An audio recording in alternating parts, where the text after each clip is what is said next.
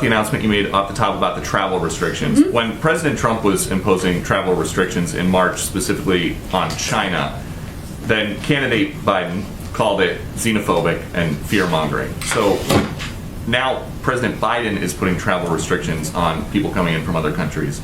What word do we use to describe that? Well, I don't think that's quite a fair articulation. The president has been clear that he felt the Muslim ban was xenophobic. He overturned the Muslim ban. He also, though, has supported, and he himself, even before, or we did, I should say, even before he was inaugurated, steps, travel restrictions in order to keep the American people safe, to ensure that we are getting the pandemic under control. That's been part of his policy. But he was critical of the former president for having a policy that was not more comprehensive than travel restrictions.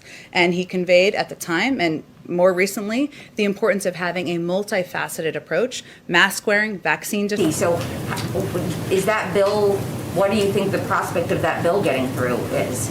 Well, I don't know that I can predict that the first day. I mean, it's only been out for 24 hours.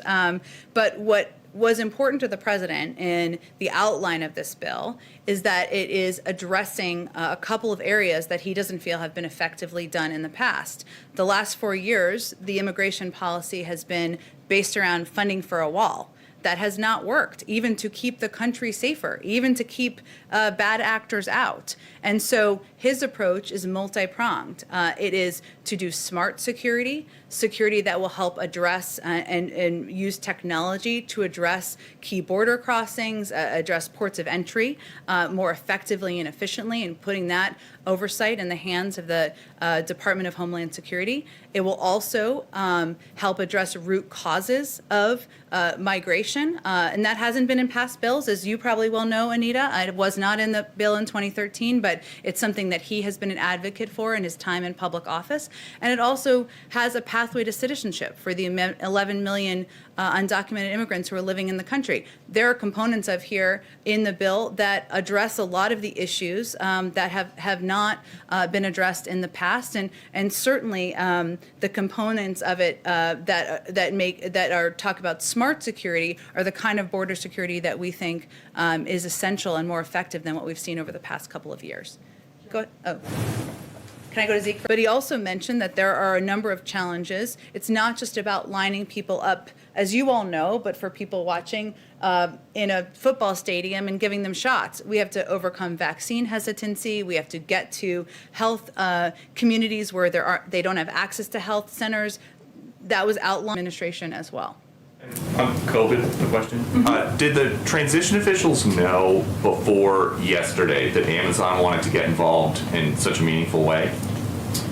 We saw, not that I'm aware of. I'm happy to check. I mean, when the reporting came out, I asked the question, and I think internally, and what was conveyed to me, and I don't think we discussed this yesterday, was that we've had a lot of outreach, some privately, some publicly, from a range of businesses and private sector entities, and we certainly welcome that, and we'll be considering all of those offers and what makes the most sense in our plans and proposals. So, because there are some Trump officials saying they were never offered help from Amazon, and so they're essentially saying they think this was a political call for Amazon to wait while lives were hanging in the balance, but you're saying that is not the case.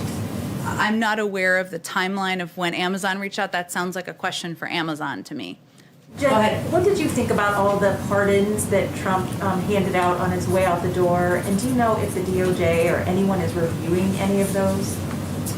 Well, as you know, we nominated an attorney general just a couple of weeks ago, Merrick Garland. We're eager to get him confirmed in the coming weeks, hopefully soon. Our view on the pardons, Jennifer, is that it's not a model for how a Biden Justice Department would work. It's not a model, I should say, for how President Biden would use his own power. He would use his own power far more judiciously. But we are looking forward, and most important for us and for him is that the Justice Department, as we look ahead, is independent, makes decisions of their own accord, including their review of any investigations or judicial steps that have been taken. Thank you, Jen. I do a follow-up. Thank